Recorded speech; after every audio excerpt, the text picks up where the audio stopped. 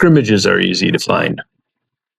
In the scrimmage landing page, you have lists of the scrimmages in categories. There are 6 different categories. The first one is structural design, which is building structures for height, strength, or stability. Next one is tool design, building tools that can perform a specific function. Product design have scrimmages that focus on the design process and human-centered design. Vehicle design, building things that roll, fly, float, or slide. Communication scrimmages focus on how you send and receive information to others or from others. And then storytelling scrimmages are basically reframing situations with unique perspectives and then presenting those either in written or presented form. There is also a search field in which you can enter keywords and see what scrimmages come up based on those. And then down below, there's sort of the latest scrimmages that have been entered. So as we add new ones, those will show up in there. When you find a scrimmage that you like, you can just click on the name of the scrimmage. Each scrimmage has a name and then a short description, so that'll help you kind of determine what you want. But if you click on it, that will actually open up the scrimmage and all the instructions and the assets that go along with that particular scrimmage. We'll get into that in more detail in a little while. That should be it for finding scrimmages. The scrimmage instructions are found within each of the scrimmages. So after clicking on a scrimmage, you will see the instructions. So there's a lot going on in here. This is really the meat of what you can expect in each scrimmage. They're all set up quite standardly like this. So you'll find the title of the scrimmage, the goal as to what's the main purpose of the challenge.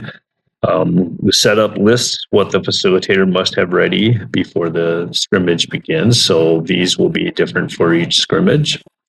Underneath that will be links to different parts of instructions. So what scrimmage build materials the teams may use to build their solutions. We'll dive into this in more detail a little later on. If there is a base design for the scrimmage, there will be a PDF that will show you how that base is constructed. We'll dive into this in much more detail a little bit later on, but normally it's attached PDF. There will be a budget sheet if gathering materials is part of the scrimmage, so you can assign a budget for procuring materials for whatever they're going to build for the scrimmage. This doesn't apply to all of them, but just the building ones. And then there's team instructions, which are printed out for the team to follow while they're going through the scrimmage. It's a little less detailed than the facilitator's instructions. The procedure part of the scrimmage is really unique to each scrimmage, usually divided up into 2 or 3, sometimes 4 different sections. The prep, the actual build instructions, if it's a building, or prep instructions, if it's just a storytelling, and then sort of how they'll present the solution to the challenge will usually be the last part. Most of them have an aspect of scoring, so we do keep score if you want to, or you can just use it for metrics and improvement, but there is a way to keep score. All of this is very flexible, so right below that are variations to difficulty level, and you can change the complexity of each of these scrimmages quite a bit based on the teams that you're working with. The scoring can be changed. You can vary the time or the budget. You can vary the base of the scrimmage. So there's a lot of different things you can do, and there's a lot of discretion for the facilitator to make changes as they see fit. We have a reflection guide for talking about how the scrimmage went, how the teams talked to each other, how they derived their solution, what helped, what didn't help. We'll go into that in more detail also. And then last, we really want you to add a comment if you did something different, if you want to share what you did that was an improvement or something that didn't work, or maybe a suggestion for change. So please share your comments. Everybody can see those, and it'll really help the whole community grow. That's it for the scrimmage instructions.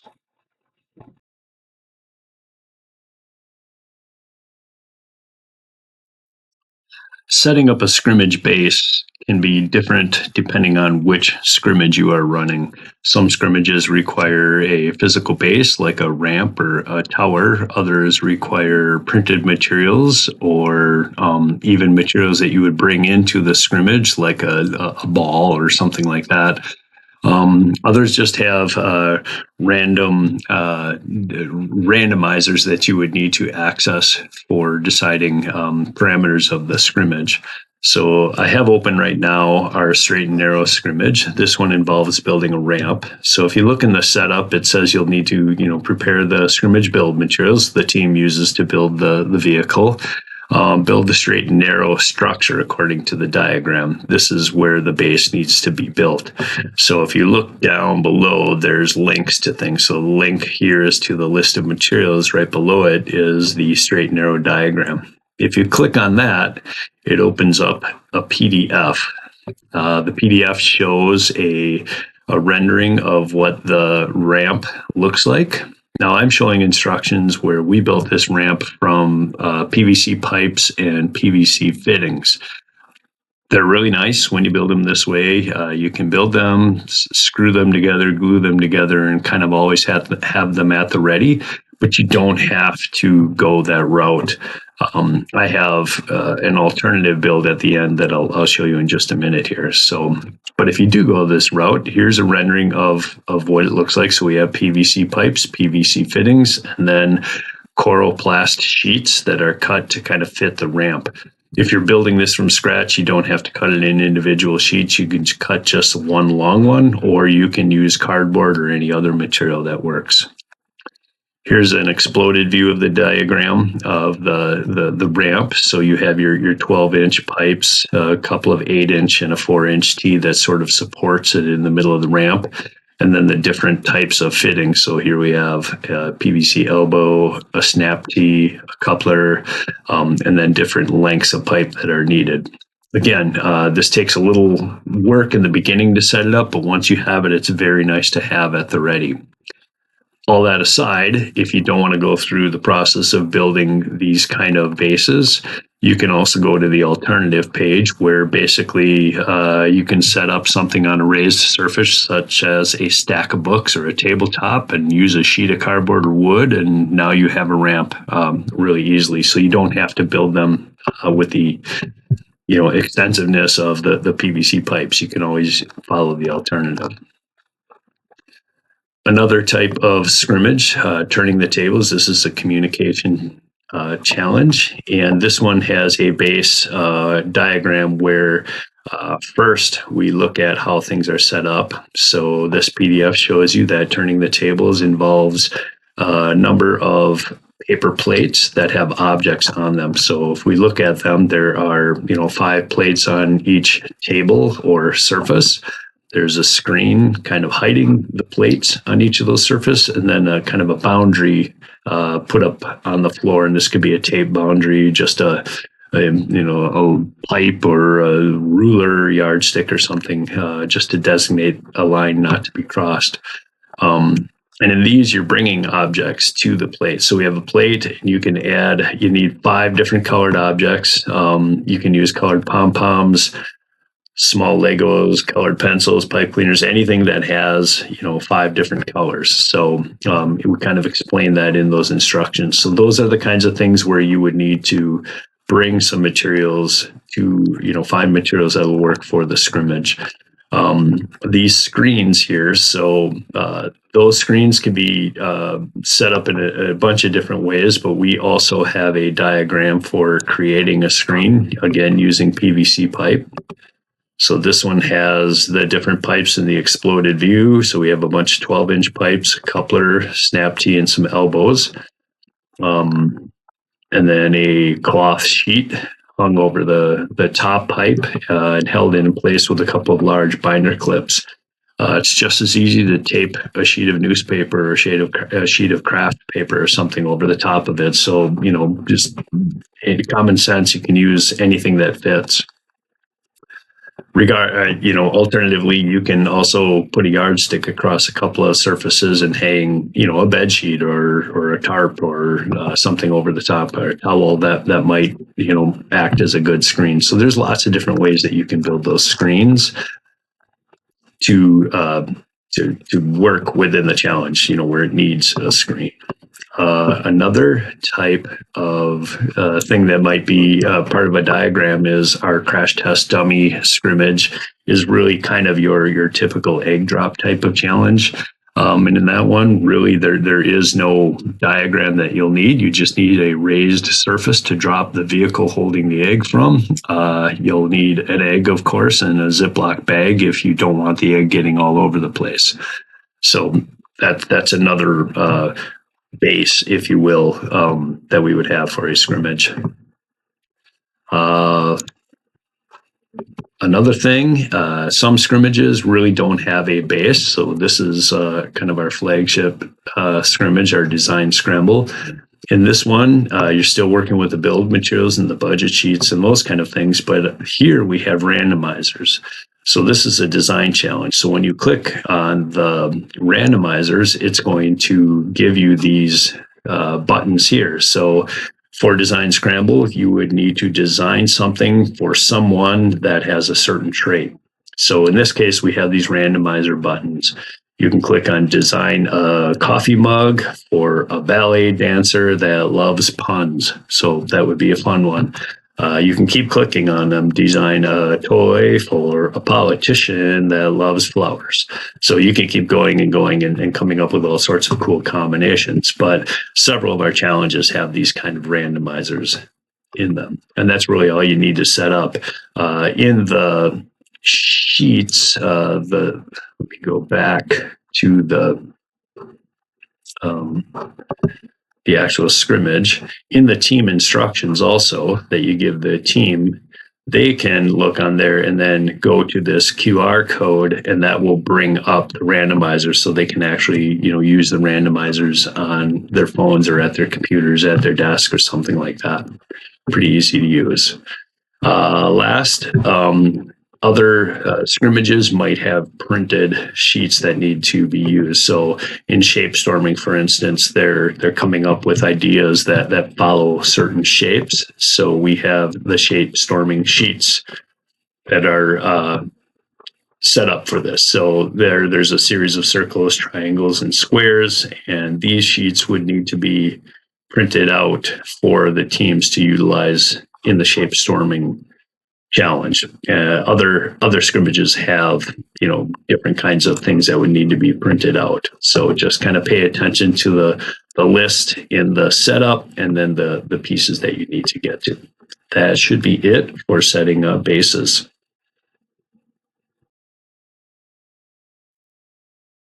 Working with the materials in the scrimmages is relatively easy. Scrimmages that actually require materials, most of the building type scrimmages will have the scrimmage build materials list within the scrimmage instructions. If you click on that, you'll get a list of recommended materials. Now, these are materials that we've been using for as long as we've been running these. We've substituted them. We've kind of developed these. So we feel these are a really good mix of materials. You are certainly welcome to substitute, eliminate, add materials, all that you want. As a facilitator, that is totally your discretion. We have them divided into different categories. If you see right here, we've got a category for $1 items, $3 items, and $5 items. That is important if you want to use a budget for allowing your team to pick out a certain number of materials. It adds a bit more strategy to the solving of the challenge. It adds a bit more of a math function and estimating and planning function. It's a nice addition to scrimmages. You don't have to use the budget though. If you want to keep it easier, lots of times you can have no limitation on materials. Build what you need to build your structure. Use the materials that you need for that. That sometimes lends itself to wasting materials, but it does make working with scrimmages a bit easier for the teams. If you want to add some budgeting, you can limit the number of pieces of material they can use. Maybe they can only use, 15, maybe 20 pieces for their solution, and they would have to count those out. You can also limit some materials, like you're only allowed 5 popsicle sticks for this challenge, but you can use any other materials that you want. So infinite number of ways you can add complexity or reduce complexity in using the materials. So this is just a reference to them. I'll go into a little more detail about procuring the materials and organizing them in just a little bit. So I'm going to back out of this challenge and go to the beginning here in scrimmages. So if you're in our scrimmages homepage, under the menu, there is buy materials. So if you click on that, you'll see several categories here. So scrimmage materials, if you click on that, if you want to make it easy, but you're going to spend a little more money, you can order like a starter set of materials directly from us at the Einstein Project. We upcharge it just to cover, our labor and, costs for shipping and such. But so you could just for $600 buy a whole starter kit. It's quite a bit of material. It'll last you quite a long time. If you look at the what's included, you'll see quantities of items that are added as the starter kit that we would send to you. You can just add that to the cart. It's an easy button, but it costs a bit more. If you order all of these from Amazon, which is exactly what we're doing, you could click on this order replenish from Amazon, and this opens up a cart that we have ready, or a list that we have ready with all of the materials. So when you order from us, we're going to order this cart, and then we're going to pack it up and send it to you. You are welcome to do this yourself too. This will save you a fair amount of money. I believe this cart in total costs roughly between $350 and $400. I think if you bought it all at once. Chances are you have a whole bunch of these materials already, so you can pick and choose materials that you want to order just to replenish what you have. I mean, most of you have paper at the ready, so you may not have to order that. Straws are pretty readily available, so you can kind of look through this and pick and choose what you want to order.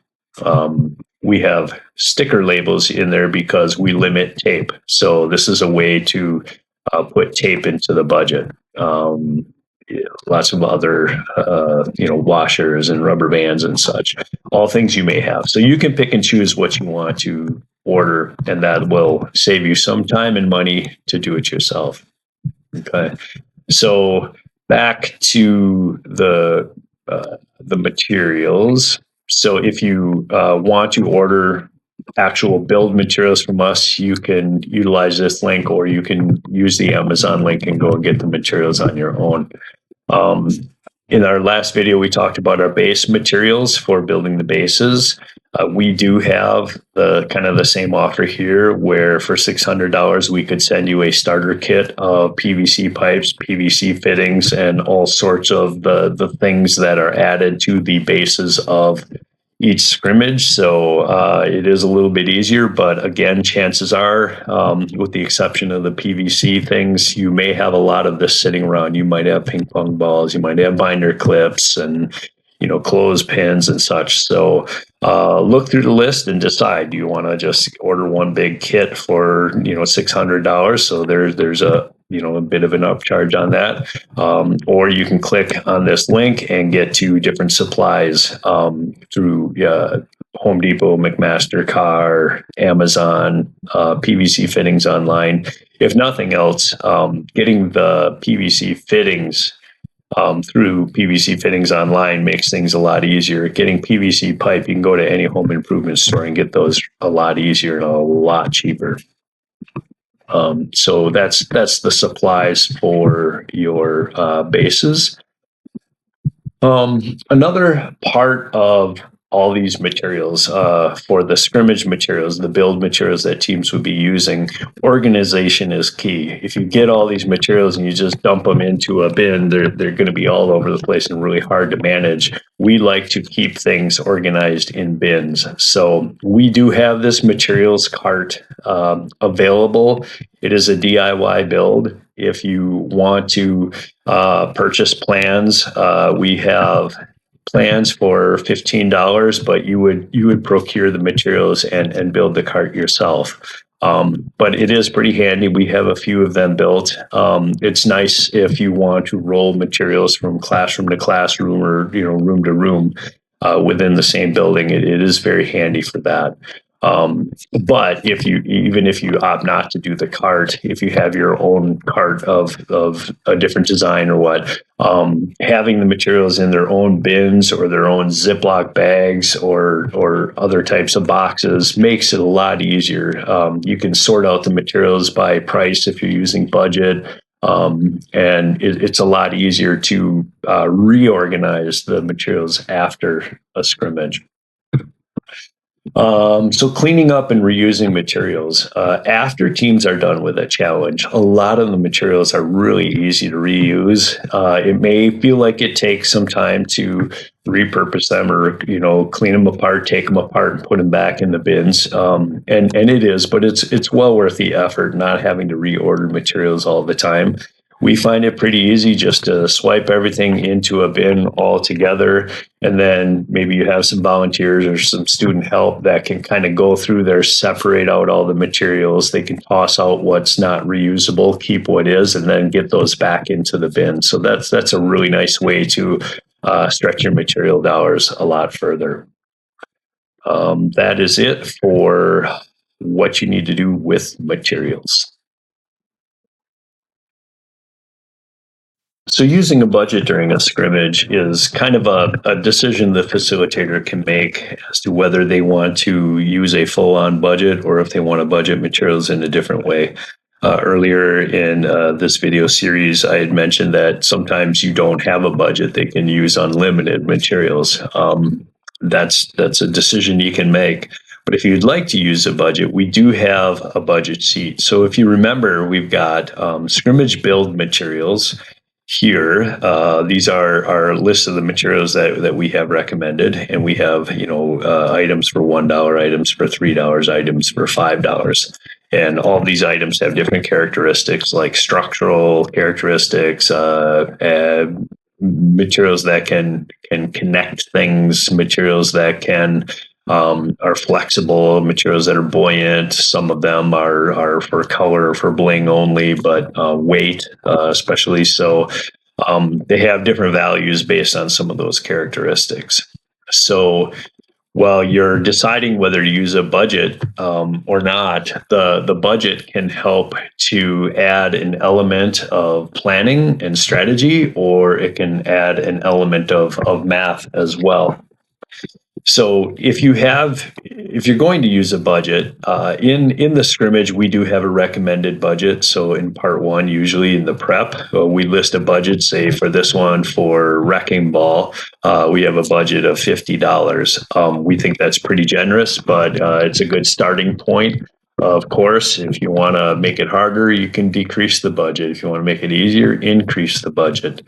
Either way, we also have a budget sheet PDF attached. So if you click that button, it opens the PDF that has the budget sheet. This helps teams keep track of what they're using. So they would write the budget here. So in this case with Wrecking Ball, it would be $50. They could write that in this box. And then every $1 item that they take, they could just check off one of the boxes to see how many $1 items they're using. And they can multiply that number of checks by 1, and then they can add it in here. Similar with the $3 and the $5. They can just check off how many items they're taking of those values, multiplied times that number, and add it to the box. Once they add these 3 boxes together down here, that'll be the total amount of their budget that they have used. So it's a good way for them to keep track of it. In using the budget, when you start a scrimmage, We've done different ways of doing this. So you can just open up the store. They can utilize materials according to their budget. If they want to exchange materials, they can. We say if they've altered the materials, they cannot exchange them, especially if they cut or rip or crumple up foil or something like that. You're not allowed to exchange it. You break it, you buy it. Or you can be a little more strict with that. Say the store opens for 5 minutes. Teams may gather their materials according to their budget, and then the store is going to close either for the rest of the scrimmage, or you can open the store up later in the scrimmage and charge double the prices. So there's lots of ways you can play with that. So that's, you can also limit the number of items or limit the types of items that they can use. That's another way of budgeting. One thing that we find pretty helpful is that you may add irregular items to a specific challenge, like an extra sheet of cardboard or a specific size cup, whatever you think will have the best impact. We sometimes add tape or hot glue sticks, but we may actually charge for that. It's another $5 item if you want to buy a hot glue stick, if you're wanting to include hot glue in the challenge. Or sometimes we may ask them to answer a quiz question to earn the item. So many ways to work with a budget sheet. You can kind of start simple and then work your way into it, and you'll find yourself finding ways to use the budget to great effect. So have fun with that, and good luck. Thanks. Varying scrimmages to increase or decrease the complexity, or to shorten it or lengthen it, is quite easy to do based on a few of the characteristics of each of the scrimmages. So I have an example here. Open the wrecking ball again. So if you scroll down almost to the bottom of the scrimmage instructions, there's a section here that talks about variations to difficulty level. So a couple really easy ways are if you vary the time. Increasing the amount of time obviously makes it a little easier for them to think through strategy and build a little more robustly, examine their materials a little more. Or decreasing that time, where it actually brings up the stress level, can actually help with looking at team dynamics. How do people react under pressure? How do they treat each other under pressure? So a lot of opportunity in varying just the time.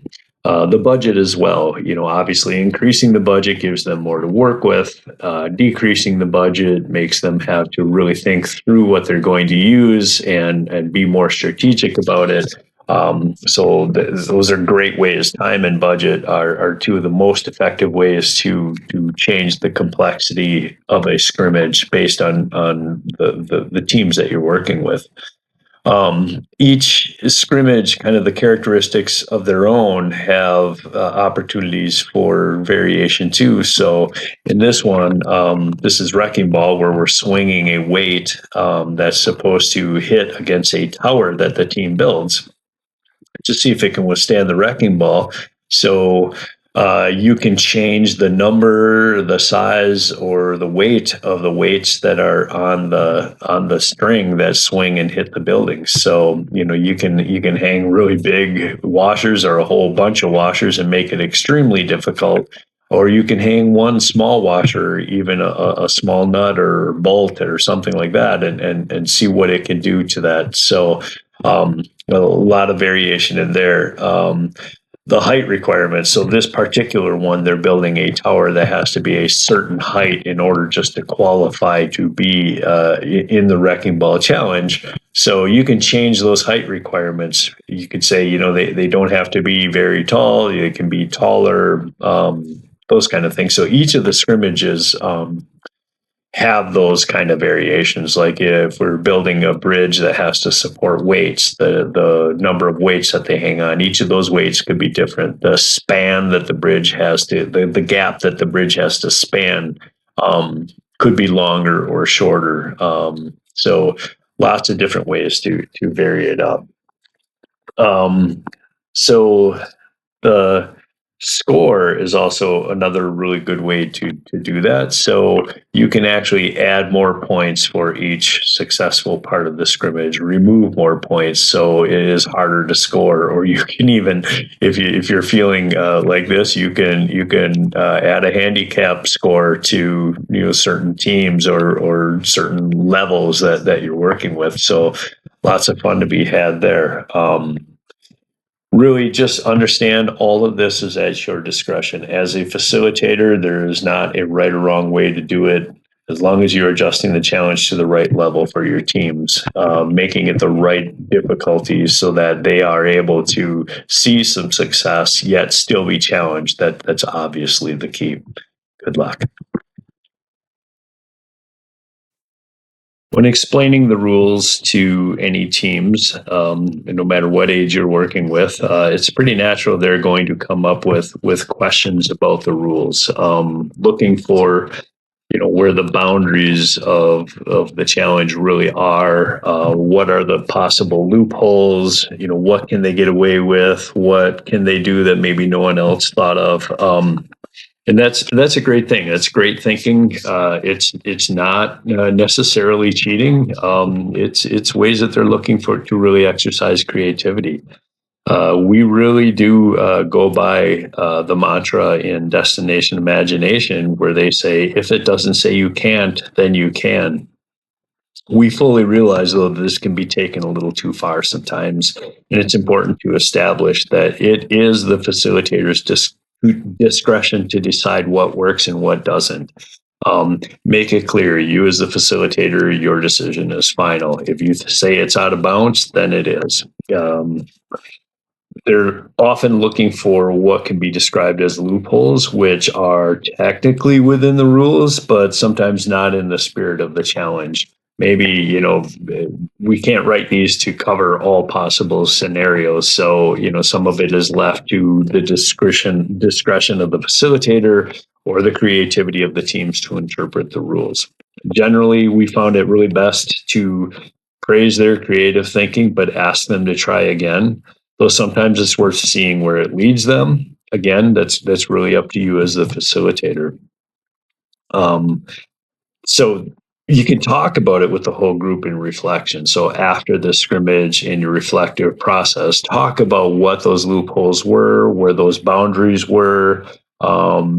Maybe ask why they didn't push the boundaries even further. If they haven't thought about, possibly trying this option, which was still within the rules. So it really helps to cover that stuff in reflection so they can get an idea of what innovation looks like, or what fair looks like, or what a loophole actually is. So in the end, you're the boss. You decide what's in and what's out. With reflection comes growth. If you run a scrimmage without reflecting on the solution or team dynamics, you're leaving a lot of learning and potential growth on the table. Putting observation to words, discussing how they played a role and how they can be used again helps solidify and encourage innovative and creative thinking and behaviors. It's not easy to plan time for this, but the benefits are well worth it. Even better, running another scrimmage, sometimes the same one, presents an opportunity to act on the reflections right away. In each of the scrimmages, down near the bottom of the scrimmages, there's a reflection guide link. So if you click on that link, that's going to open up another page that has a guide for doing reflections. The guide is broken into a few categories. These 5 right here. So strengthen the critical thinking muscles, develop the habits of innovative behavior, practice optimized communication, supporting a culture of creativity, and building positive team dynamics. So down below, there is a section for each one of those categories with questions that pertain to them. So for strengthening critical thinking, did we understand the challenge? What was the goal? What were the limitations? All things that led themselves to critically thinking about the solution to the challenge. Each category also has roles involved. Did team members play roles such as the investigator, which would study the details of the challenge, or maybe the clarifier that would define the challenge goals or opportunities? So under each of those categories are several questions that help reflect on that part of the challenge or that part of the category that they were focusing on, possible roles that each of the team member played. So you can take some time and go through these. You don't have to cover all of them, just cover a few of them. And then once you go through them, reflect on them even before starting another scrimmage. And that way they can have them fresh in mind when they jump into the next one. This really helps to build the team dynamics and the learning that you want to create. Good luck.